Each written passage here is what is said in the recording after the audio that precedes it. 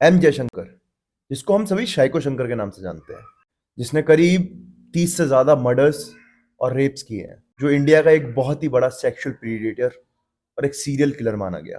कहा तो यह भी जाता है कि 2008 से 2011 के बीच में इसने करीब 30 rapes, murders, robberies Tamil Nadu, Karnataka और आंध्र प्रदेश में की। जब इसकी डेथ हुई तो ये प्रूफ था कि वो 19 वुमेन्स के मर्डर्स और रेप का एक्यूज था। इंडियन अथॉरिटीज के द्वारा इसको पकड़ा गया और जेल में भी डाला गया बेंगलोर की। उसके बाद जब ये वहां से एस्केप नहीं कर पाया तो इसने सुसाइड करके अपनी जान दे दी। 2017 में एक कन्नड़ा मूवी भी बनी जिसका नाम साइको शंकर रखा गया। जिस मूवी को देखने के बाद मुझे इसके बारे में काफी कुछ पता चला। फिर मैंने रिसर्च करी तो मुझे कुछ ऐसी बातें पता चली जो बहुत ही ज्यादा इरिटेटिंग, डिस्टर्बिंग थी। जयशंकर कन्यापट्टी के सालेम डिस्ट्रिक्ट में, तमिलनाडु के अंदर, वहां का रहने वाला था। तो पता चलता है कि 2011 में जब इसके बारे में रिपोर्ट मिली, जब इसके बारे में पता करा गया, तो ये पता चलता है कि ये एक शादीशुदा मर्द था और इसकी 3 बेटियां भी थी और इसने अपना career as a truck driver शुरू करा था। शंकर ने अपनी क्रिमिनल एक्टिविटीज 2008 में ही शुरू कर दी थी, लेकिन पहला केस रजिस्टर हुआ 3 जुलाई 2009 जब इसने पहला मर्डर और रेप अटेम्प्ट किया और 45 ईयर ओल्ड लेडी श्यामला इन पेरेंडिलाई। बाय अगस्त 2009 हमको पता चलता है कि इसने करीब 18 वुमेन्स का मर्डर और रेप कर चुका है। ये अपने साथ एक बैग भी रखता था जिसके अंदर एक बड़ा सा चाकू रखा करता था और जो भी औरत इसको मना करती थी या इसके साथ कंफर्टेबल नहीं होती थी या इसके साथ सेक्सुअल रिलेशन नहीं बनाना चाहती थी, ये उसका मर्डर कर देता था। और ज्यादातर इसके विक्टिम्स आपके सेक्सुअल वर्कर्स हुआ करते थे और ये सारे इंसिडेंट जो भी होते थे ये रोड साइड ढाबाज जो होते हैं उनके पास हुआ करते थे। ये खेती बाड़ी करने वाली महिलाएं, किसान महिलाएं, गांव देहात के क्षेत्र में रहने वाली महिलाओं को ज्यादा टारगेट बनाया करता था। इसका पहला अरेस्ट हुआ 23 अगस्त 2009 को जब इसने 39 ईयर ओल्ड एक कांस्टेबल लेडी का मर्डर और रेप कर दिया। उसके चार्ज में इसको अरेस्ट किया गया, जो originally Kangeyam women's police station में पोस्टेड थी। जयामनी जब अपनी duty deputy chief minister M K Stalin जब आ रहे थे तो उसके बिहाफ पे दे रही थी, उस सिक्योरिटी में थी, तभी जयशंकर ने उनको किडनैप किया और उनका रेप और मर्डर बहुत ब्रूटल तरीके से कर दिया। पुलिस ने जयामनी की बॉडी भी रिकवर 1 महीने बाद सितंबर 2009 तब कर पाई।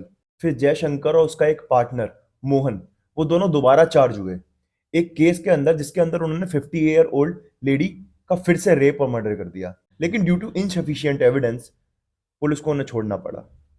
और जो कांस्टेबल की डेथ हुई थी, जिसके अंदर वो लेडी कांस्टेबल थी, उसके अंदर भी इन पे एविडेंस पूरा नहीं था।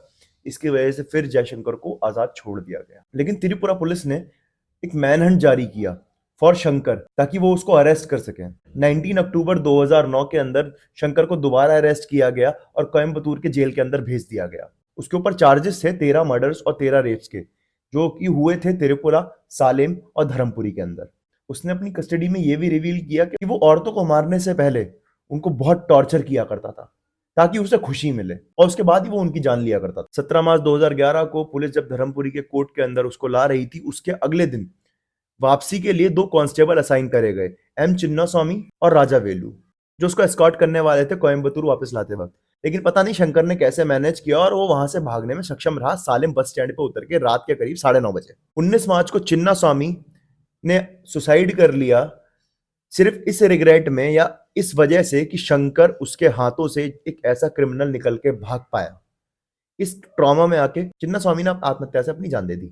मई 2011 तक शंकर एक बहुत बड़ा वांटेड क्रिमिनल बन चुका था, जिसके पोस्टर कर्नाटका और तमिलनाडु के हर स्टेशन के अंदर लगे हुए थे ताकि लोग उसको पकड़ के ले आए। 4 मई 2011 की रात को शंकर इलगई नाम के कर्नाटका के एक गांव में पहुंच चुका था। वहां से उसने एक मोटरसाइकिल चुराई और वो एक लेडी के पास पहुंचा जिसका नाम था चंद्रकला, जो कि खेतों में अकेले काम कर रही थी। उसने उससे पहले अपने खाने और पीने की व्यवस्था करी, खाने पीने का सामान मांगा।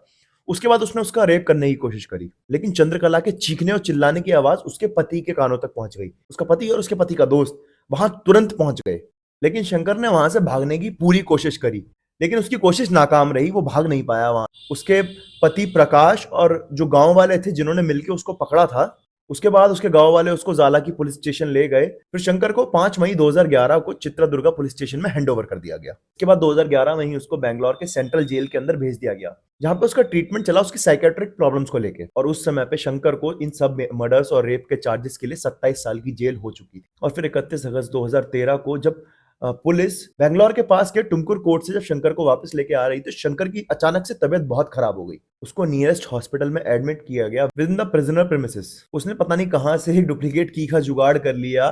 सितंबर 2013 की रात को करीब 2 बजे जब गार्ड्स की ड्यूटी एक्सचेंज होती थी, उस समय वो वहां से रात को फरार हो गया। कहा तो ये भी जाता है कि शंकर की हेल्प किसी ऐसे बंदे ने करी जो हॉस्पिटल के अंदर ही काम करा करता था। लेकिन फिर भी सबसे पहले वो एक 20 फुट ऊंची दीवार से नीचे उतरा। उसके बाद 15 फुट ऊंची दीवार को उसने क्रॉस किया।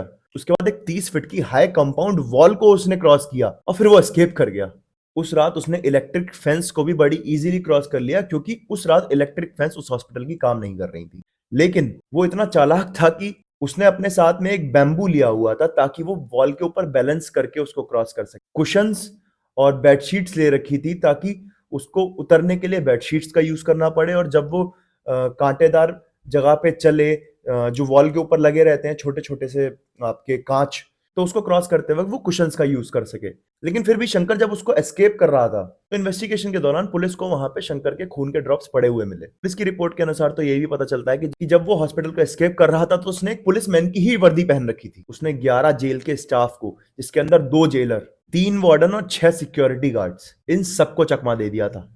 लेकिन बाद में इन सबको भी सस्पेंड कर दिया गया था। उसके बाद कर्नाटका के सारे पुलिस स्टेशन में रेड अलर्ट जारी कर दिया गया और सभी औरतों से ये कहा गया कि आप एक सिक्योर प्लेस पे जाके अपने आप को आइसोलेट कर लीजिए और बहुत सावधानी से रहिएगा क्योंकि एक बहुत खतरनाक प्रिजनर और साइकोपैथ वहां से भाग चुका था। और यहां तक कि उसके ऊपर 5 लाख रुपए का रिवॉर्ड भी रख दिया गया था। पुलिस ने करीब 10,000 पैम्पलेट्स और 75,000 वांटेड पोस्टर्स उसके हिंदी, इंग्लिश, तमिल, कन्नडा, तेलुगु, इन सभी भाषाओं में छपवा के तमिलनाडु, आंध्र प्रदेश, केरला और महाराष्ट्र जैसे राज्यों में बंटवा दिए, छपवा दिए। कहीं पे भी शंकर किसी को मिले या नजर आए तो 5 लाख के लालच में या तो उसे कोई पकड़वा दे और दूसरा किसी औरत की या किसी की भी जान बच जाए, क्योंकि ऐसे साइकोपैथ क्रिमिनल्स को फर्क नहीं पड़ता कि उनको जेल हो चुकी है, उनके पीछे कौन कौन जा रहा है। उनको सिर्फ मतलब होता है अपने मतलब वो अपने आसपास ना खुद का जोन बना लेते हैं। वो अपनी दुनिया में खुश रहना पसंद करते हैं, तो वो बस उस खुशी को महसूस करना चाहते हैं, तो उसके लिए वो किसी भी हद तक जा सकते हैं।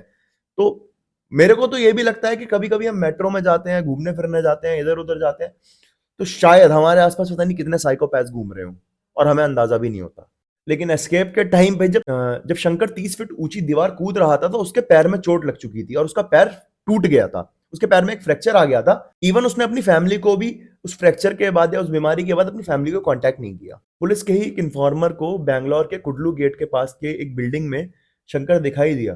तो उस इन्फॉर्मेंट ने एक तरीका बनाया पुलिस के साथ सहमति करके कि उसने शंकर से बात करी और उसको प्रॉमिस किया कि वो उसको एक बाइक देगा और उसका ट्रीटमेंट भी करा देगा ताकि वो शहर से बाहर जा सके। जब वो शहर से बाहर जा रहा था और जब उस इन्फॉर्मेंट ने उसको बाइक प्रोवाइड करा दी, तभी 6 सितंबर 2013 की भरी दोपहर में शंकर को पुलिस ने दोबारा गिरफ्तार कर दिया। गवर्नमेंट के भी करीब 75,000 रुपए खर्च हो गए थे शंकर के पैर का इलाज कराने की वजह से, जो कि विक्टोरिया हॉस्पिटल के अंदर हुआ था। उसकी सर्जरी के बाद शंकर को वापस सेंट्रल जेल बैंगलोर में भेज दिया गया, जहां पे उसको काफी high security 24/7 CCTV, high lights, कई सारे पुलिसमैन की निगरानी और वार्ड के अंदर कई सारे कैमरास और हर वक्त उसका ऊपर सर्वेलेंस करना, हर वक्त उसको देखना, हर वक्त उसके ऊपर नजर रखना ताकि वो दोबारा एस्केप ना कर पाए।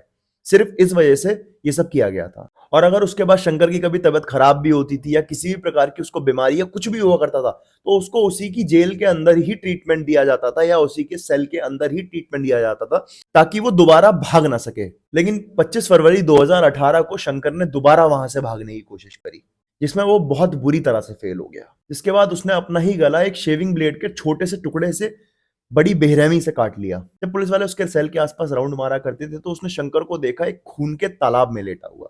वहां पे इतना खून बिखर चुका था कि ऐसा लग रहा था शंकर एक खून के स्विमिंग पूल में तैर रहा है। लेकिन तुरंत ही उसको वहां पे फर्स्ट एड भी दिया गया ताकि उसकी जान बच जाए। उसके बाद उसको विक्टोरिया हॉस्पिटल भी ले जाया गया, जहां पे उसको डॉक्टर्स ने डेड डिक्लेयर कर दिया था। यही थी शंकर की कहानी। ऐसा साइकोपैथ किलर था जिसके बारे में सुन के ऐसा लगता है कि ये जो कि किसी भी हद तक जा सकता था, जो कि अपनी कंफर्ट के लिए, अपने एंटरटेनमेंट के लिए, अपने आप को खुश रखने के लिए किसी का भी मर्डर कर सकता था। मतलब खुशी के लिए वो कुछ भी कर सकता था। उसके बाद उसके परिवार का क्या हुआ कोई नहीं जानता। उसकी बीवी कहाँ है कोई नहीं जानता। उसकी 3 बेटियां कहाँ हैं कोई नहीं जानता। उसके बाद उसकी जो और केसेस की फाइल थी जिसके अंदर और मर्डर्स उसने और स्टेट्स और जगह किए थे, वही फाइल्स बंद हो चुकी थी। तो यहाँ आपसे किसी दिन अगली वीडियो में ऐसे ही किसी अतरंगी अटपटे कंटेंट के साथ। के लिए जय हिंद, जय भारत।